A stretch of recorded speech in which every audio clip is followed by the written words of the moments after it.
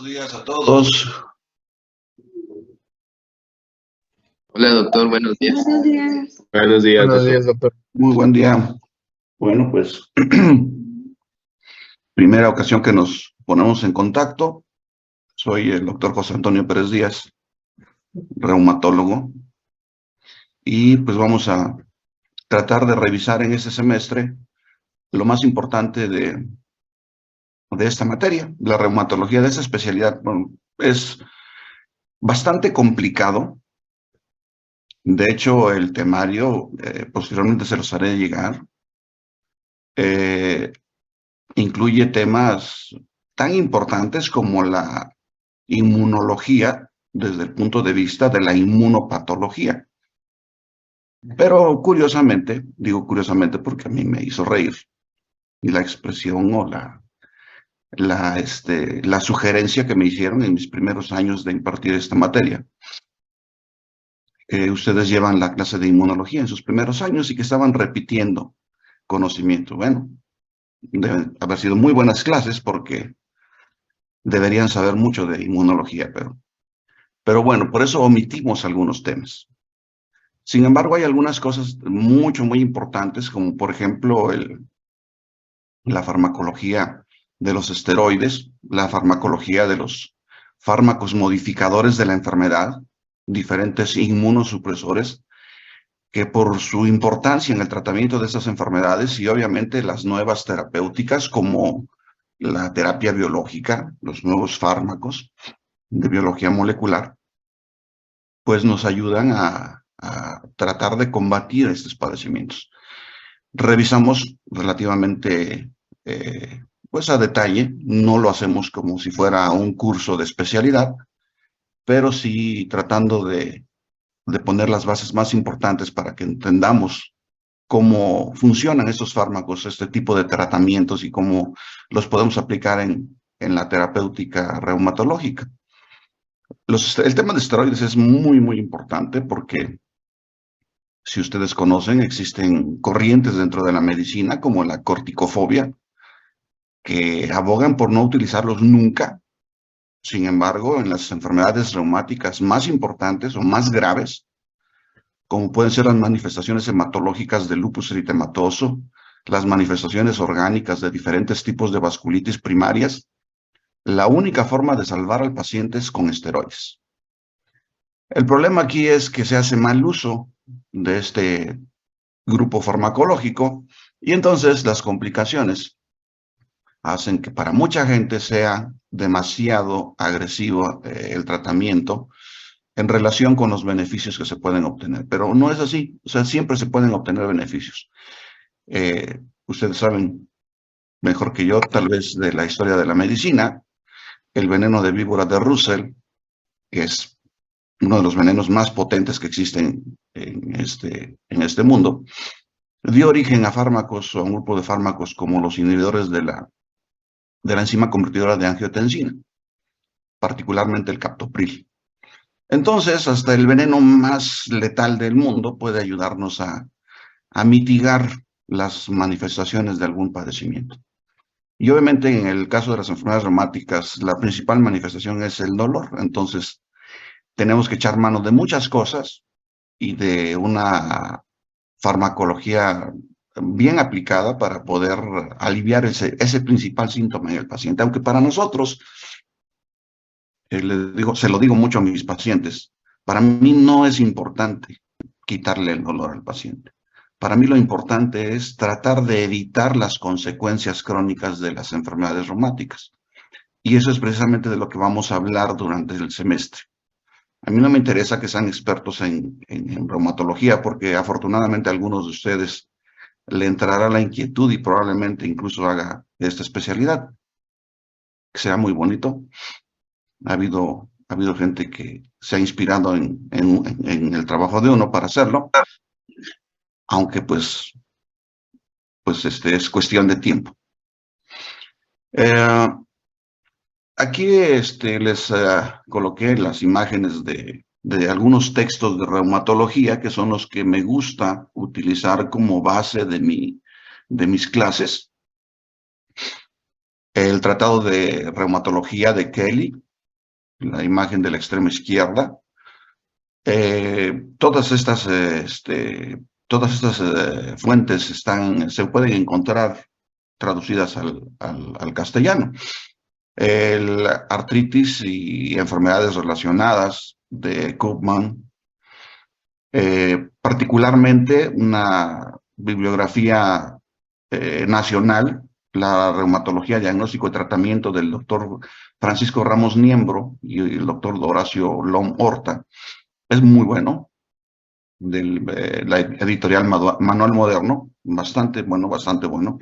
Existe una versión en manual, el manual de reumatología, manual clínico de reumatología del doctor Ramos Niembro, que también está bastante resumido, muy conciso.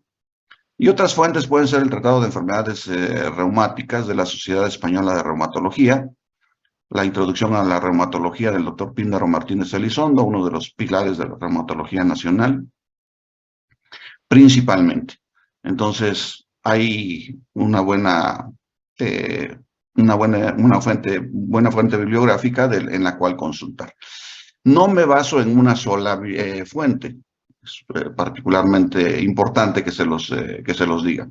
Además, muchas cosas, como por ejemplo el tema de farmacología, incluso cuando hablamos de terapia biológica, anticuerpos monoclonales contra factor necrosis tumoral, interleucina 6, interleucina 17, interleucina 12, etcétera, etcétera, etcétera, pues esto no lo obtengo de este tipo de fuentes. Son artículos, obviamente, por la cuestión de tiempo y el hecho de que a ustedes los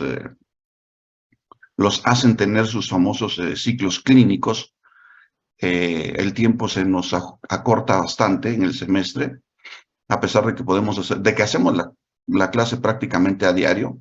Antiguamente me gustaba mucho dejar trabajos acerca de traducir artículos de revisión o artículos de investigación del inglés, para que ustedes vayan teniendo ese entrenamiento, porque si van a hacer una especialidad, definitivamente el 99% de lo que ustedes van a leer en una especialidad va a ser en inglés o en otro idioma. Si tienen esa fortuna de saber más de dos de lenguas, su castellano y el inglés obligado y alguna otra lengua.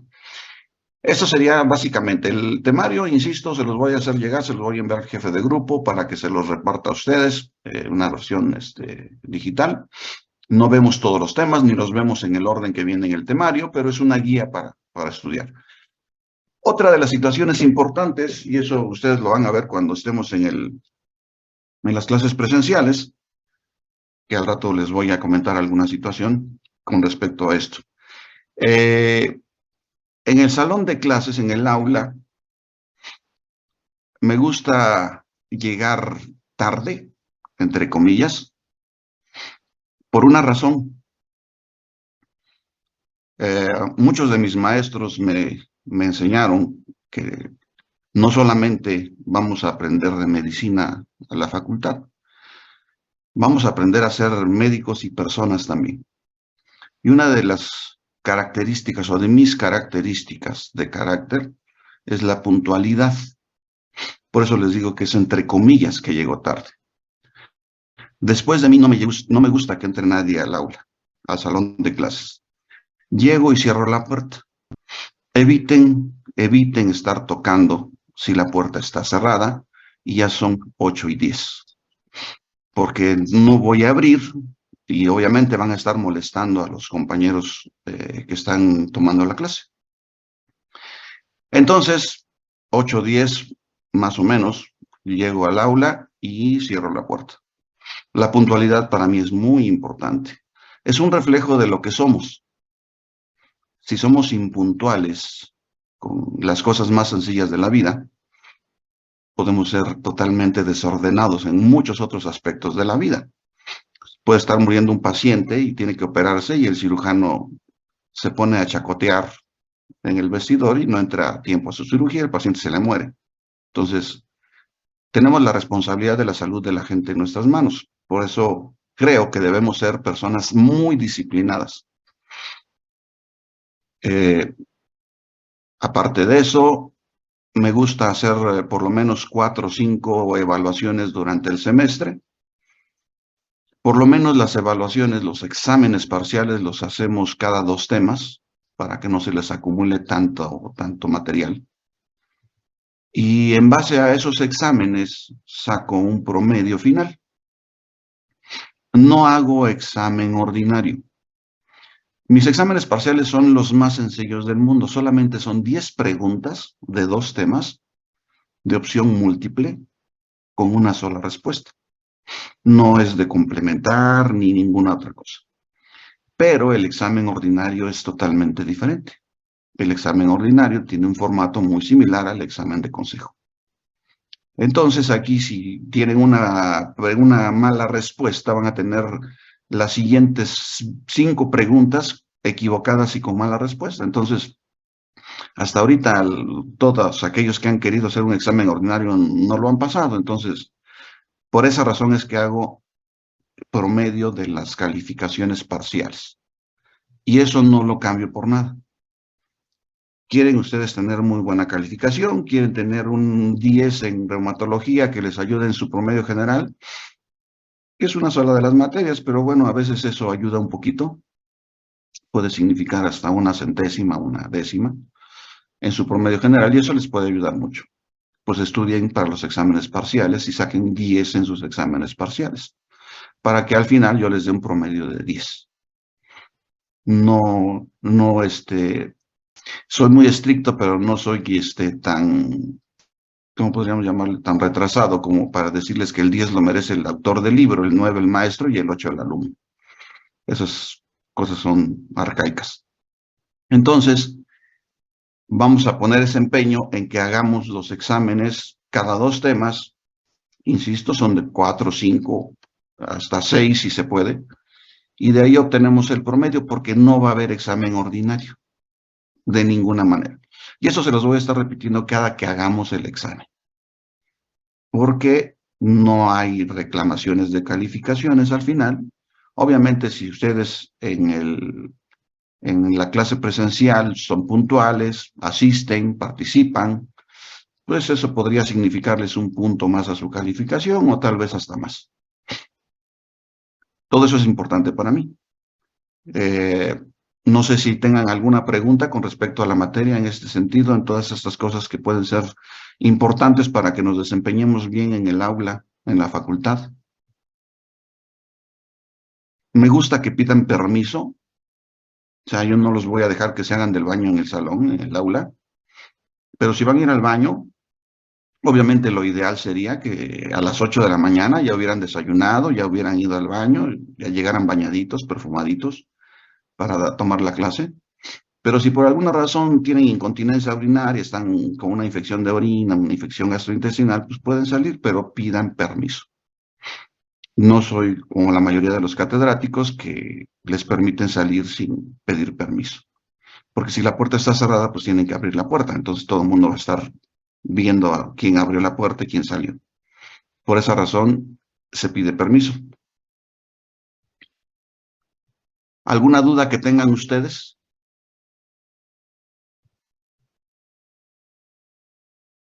Es muy importante que me expresen sus dudas porque al final de cuentas cuando yo les aplico la disciplina, me van a empezar a decir que por favor, que lo tomen en cuenta, que no sé qué, que se les murió el abuelito y matan 3 veces al primo o al tío con tal de llegar tarde o querer hacer situaciones ahí con los exámenes, etcétera, etcétera. ¿Alguna pregunta? De mi parte ninguna, doctor, todo claro. Doctor, disculpe, yo tengo una duda. Es que a veces algunos doctores nos piden ir al hospital en la mañana, en su horario. ¿Habría algún problema si uno o 2 compañeros faltamos por ir al hospital? Siempre y cuando me presenten su justificación, no hay ningún problema. Si ustedes tienen que asistir a, no sé, a una clínica, lo que sea, que alguno de sus maestros les pide asistir a alguna clínica, pues simplemente pídanle al maestro que les haga una pequeña justificación que se van a encontrar tal día, tal hora en el hospital y me lo entregan y con eso no hay ningún problema. Ah, ok, ya está bien, doctor, gracias. ¿Alguna otra cosa?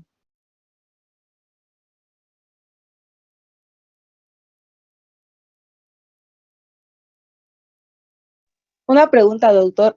¿Usted nos va a dar lo que es el temario y así, o vamos también nosotros a hacer exposiciones para, bueno, también para que nos ayuden la calificación o algo así? Pues eso me gustaba hacerlo antes. De hecho, con las traducciones, este, se hacía la exposición del artículo traducido y pues nos consumía tiempo que ahora pues, ustedes ocupan con sus ciclos clínicos, entonces no nos da tiempo. Insisto, incluso damos la clase del diario. A mí me gustaba dar la clase 3 días por semana solamente, porque era suficiente cuando no se hacía eso de los ciclos clínicos, todo eso, y nos daba tiempo de sobra para hacer varias cosas más, pero ahorita yo creo que ya no se puede. De hecho, ya tiene varios años que no lo hacemos.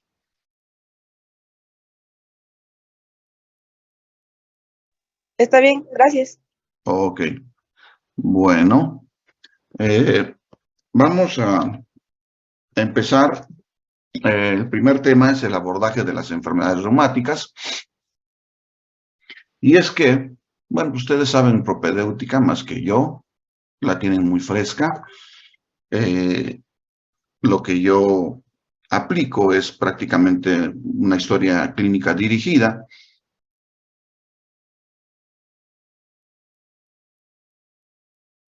Y perdón, un segundito.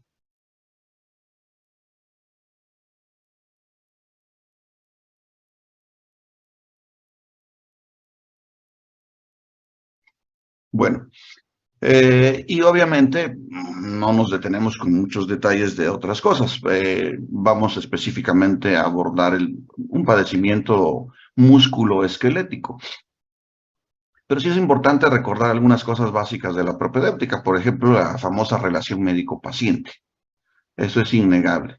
Tenemos que darle la confianza al paciente y muchas veces la confianza no se obtiene pues, empezando a preguntarle al paciente cómo se siente, qué tiene, etcétera, etcétera, etcétera.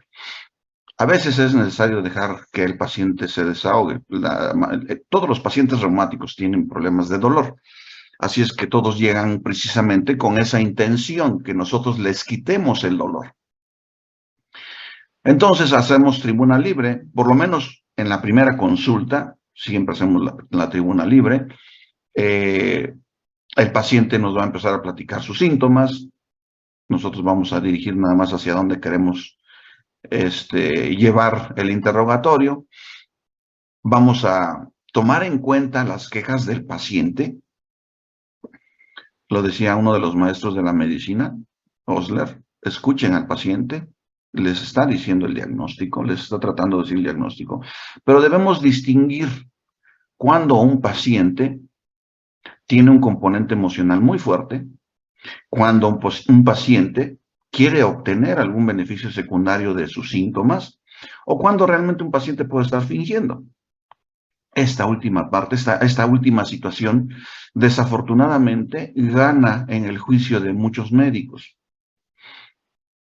Yo he visto muchos pacientes que tienen una inflamación de bajo grado, con limitación funcional importante, y que incluso los han visto otros colegas reumatólogos y les han prescrito solamente analgésicos o moduladores de dolor o neuromoduladores, con la idea de que tienen algún problema de tipo emocional, psicológico, fibromialgia, por ejemplo, cuando en realidad tienen una enfermedad inflamatoria. Por eso es muy importante hacer una buena semiología. Si el paciente se queja de que siente un dolor que le entra en la punta de la cabeza, le recorre los cabellos y luego como si le bajara agua caliente por la espalda hasta la cintura y la rabadilla, y luego siente una corriente eléctrica en las piernas que le llega hasta los dedos gordos, esto puede originar que muchos de nosotros digamos, este señor se está haciendo nada más, me está exagerando sus síntomas. Pero ahí podemos empezar a analizar nosotros, o sea, que nos detalle con mayor precisión dónde empiezan los síntomas, decirle si realmente hay una sucesión en la aparición del dolor, o sea, si primero apareció en la cabeza, después en la espalda y después en las piernas, o que realmente el dolor está presente en forma simultánea en todos esos sitios. Lo más importante en reumatología es saber si el dolor es de tipo inflamatorio o no. Esa es la parte más importante. El dolor inflamatorio tiene ciertas características. El dolor inflamatorio produce o se relaciona con despertares nocturnos, con incapacidad o imposibilidad para mantener un sueño continuo durante la noche. El paciente se despierta generalmente en la madrugada, después de las 2, 3 de la mañana, de la madrugada, y generalmente entre las 4 y las 6 de la mañana por el dolor. Muchas veces se tiene que incorporar de la cama, no aguanta estar acostado, es más doloroso para él estar en reposo, empieza a realizar movimientos de estiramiento con sus extremidades, camina despacio para poder mejorar su dolor en las extremidades inferiores. Ese es el dolor de tipo inflamatorio, el dolor que se asocia con periodos prolongados de reposo, de predominio nocturno y matinal, y además relacionado con rigidez articular. La rigidez articular no le vamos a preguntar al paciente de esa manera. ¿Usted siente rigidez en sus articulaciones? Primero va a abrir los ojos enormes y va a decir, ¿qué cosa es eso? La gran mayoría de nuestros pacientes, más de un 80%, van a ser personas que tienen un nivel educativo bastante limitado. Y tenemos que aprender a hablar como ellos. A lo mejor en la escuela es muy rimbombante que aprendemos a hablar terminología médica. Pero ya cuando estamos con el paciente eso no nos sirve. Eso no nos sirve. Eso nos sirve para comunicarnos entre nosotros, para hablar con otros médicos, para darle clase a los alumnos, para tomar una clase de posgrado. Pero eso no nos sirve para hablarle al paciente. Al paciente hay que hablarle como si le estuviéramos hablando a la persona más sencilla e ignorante del mundo. La rigidez articular, la mayoría de las personas lo describe o lo manifiesta como entumecimiento, engarrotamiento, o simplemente como que su cuerpo está tieso y no se pueden mover, como si le faltara aceite a sus coyunturas, que esa es la palabra que mucha gente utiliza para referirse a las articulaciones, las coyunturas. La rigidez articular de predominio matutino y de más de 60 minutos es lo más característico del dolor inflamatorio. Dolor matutino asociado con rigidez articular matutina, valga la redundancia, mayor de 60 minutos. Aunque, de acuerdo con algunas patologías como la polimialgia reumática, que es un complejo sindromático asociado a la vasculitis, a la arteritis de células gigantes, se describe ahí como dolor inflamatorio aquel que dura más de 30 minutos, pero esas son variaciones que han ido ocurriendo con el tiempo por cuestiones de valoración estadística. Pero característicamente, para nosotros el dolor inflamatorio es el que se relaciona con rigidez matutina mayor de 60 minutos. Si el paciente tiene esta característica, eso lo vamos a clasificar como dolor de tipo inflamatorio. Si el paciente me dice que el dolor predomina después del mediodía, por la tarde-noche, después de la actividad física o durante la actividad física, probablemente se trate de un dolor de tipo mecánico. El dolor de tipo mecánico también puede ser consecuencia de una enfermedad inflamatoria, pero cuando esta enfermedad ya provocó un daño estructural significativo en el aparato musculoesquelético. Si una artritis daña las articulaciones y logramos controlar la inflamación, el paciente se podrá despertar relativamente tranquilo, pero durante el día, haciendo actividad física, empezará a manifestar dolor. Un dolor por la fricción de las superficies articulares dañadas. Lo mismo sucede con enfermedades reumáticas no inflamatorias, como la osteoartrosis. La enfermedad más conocida de las articulaciones en el ser humano.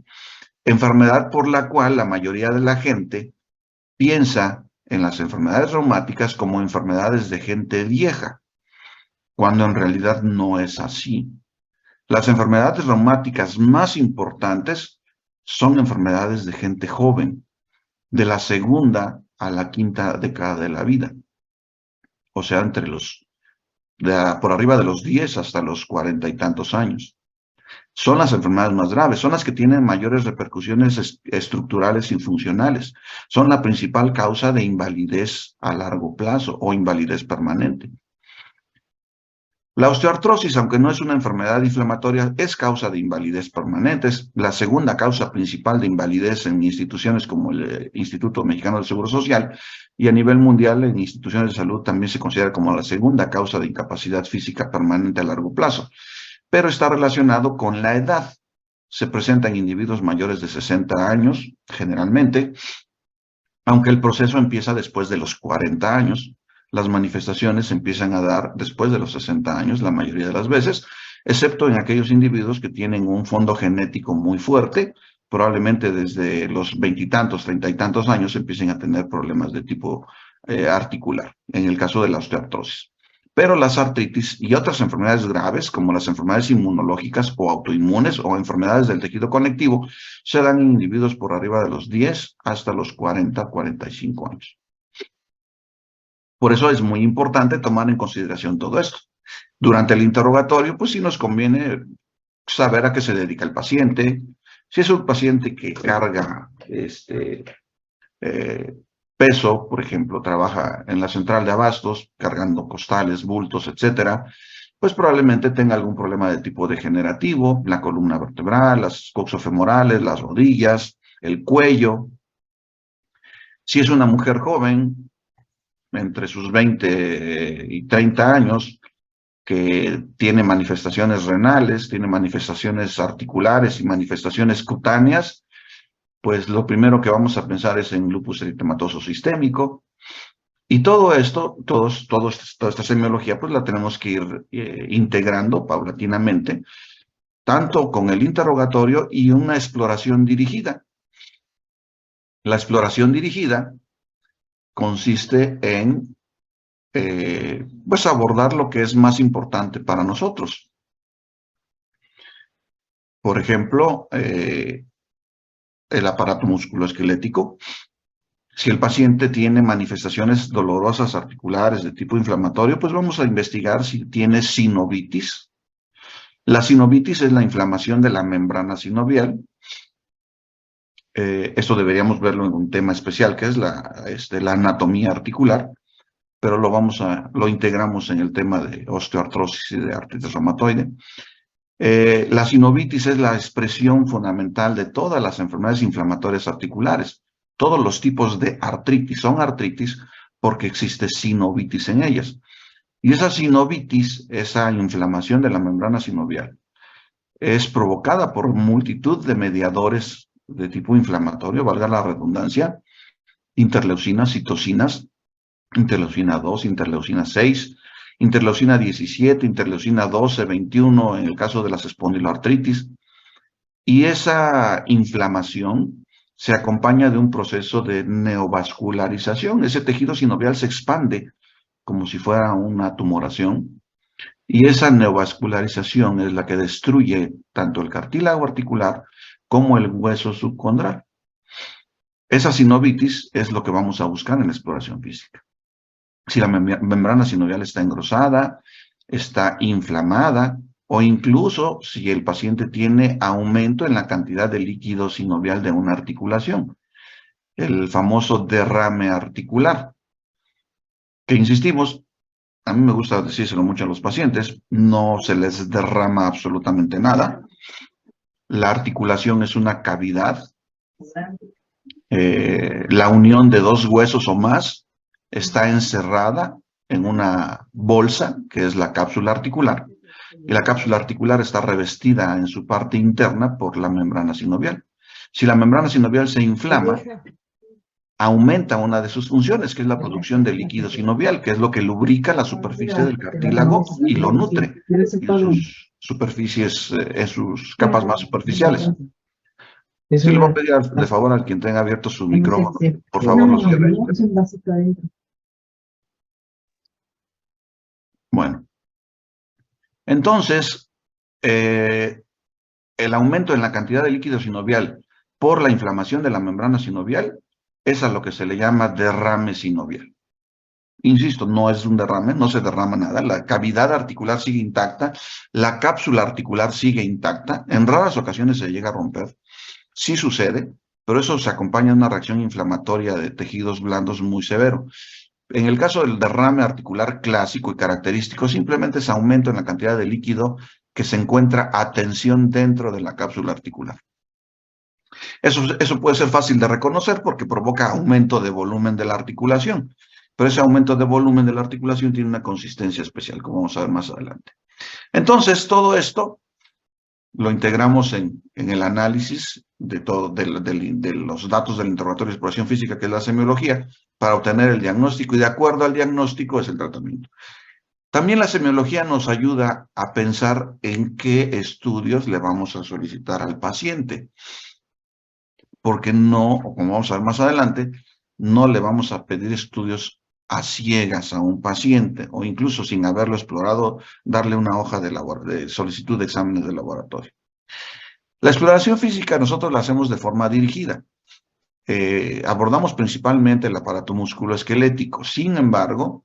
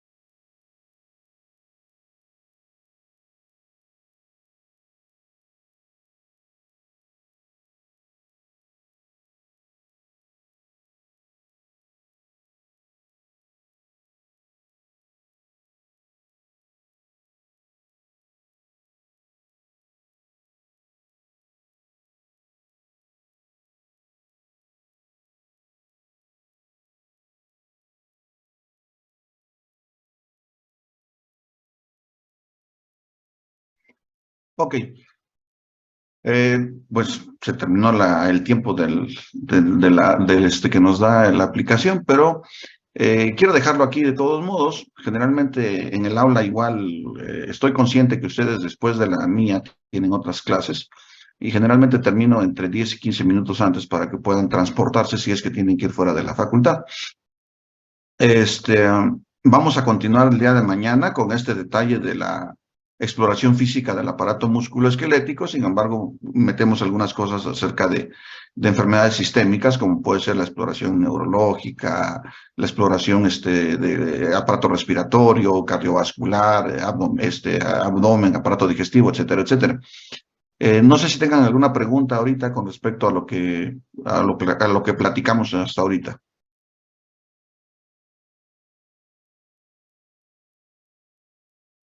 De mi ¿Ninguna parte pregunta? no, doctor, todo bien.